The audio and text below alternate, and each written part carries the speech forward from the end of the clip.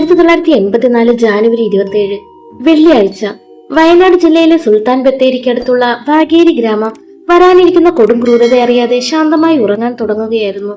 ആ സമയത്താണ് 25 വയസ്സുകാരനായ ബാലകൃഷ്ണൻ തന്റെ അമ്മയുടെ സഹോദരിയായ ദേവകിയുടെ വീട്ടിലേക്ക് കയറി ചെല്ലുന്നത്. ബാലകൃഷ്ണന്റെ മുഖത്ത് വല്ലാത്തൊരു വെപ്രാളവും സങ്കടവും തോന്നിയിരുന്നു.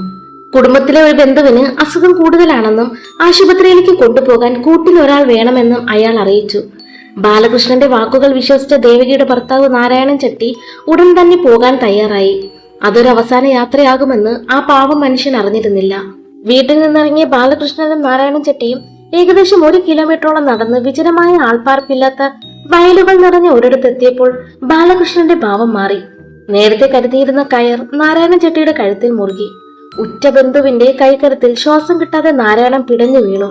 മരണം ഉറപ്പായതോടെ ഇരുളിന്റെ മറവിൽ ബാലകൃഷ്ണൻ ആ ശരീരത്തെ വെട്ടിനുറുക്കി വാഴയിലയിൽ പൊതിഞ്ഞ് അവിടെ തന്നെ ഉപേക്ഷിച്ചു.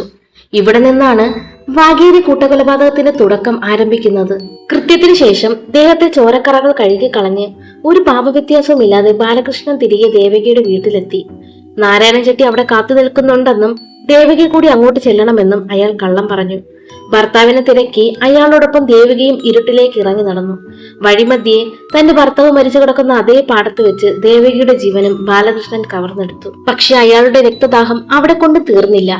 വീണ്ടും അയാൾ ആ വീട്ടിലേക്ക് മടങ്ങി. ഇത്തവണ ലക്ഷ്യം മക്കളായ ശ്രീധരനും ജയശ്രീയുമായിരുന്നു. ശ്രീധരന് 20 വയസ്സും ജയശ്രീക്ക് 17 വയസ്സും മാത്രമായിരുന്നു പ്രായം.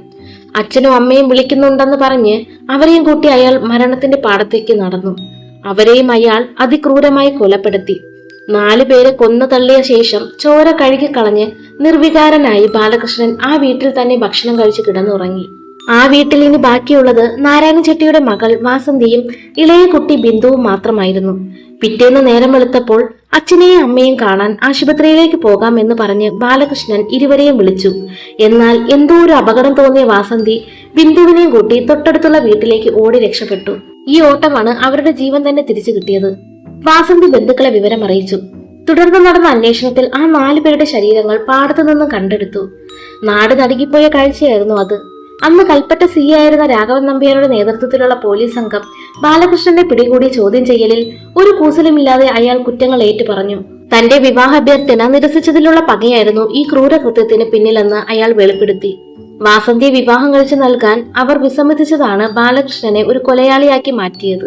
കേരളം കണ്ട ഈ ക്രൂര കൊലപാതകത്തിന് കോടതി വധശിക്ഷ വിധിച്ചു. 1990 മാർച്ച് 16 ആ വിധി നടപ്പിലാക്കി.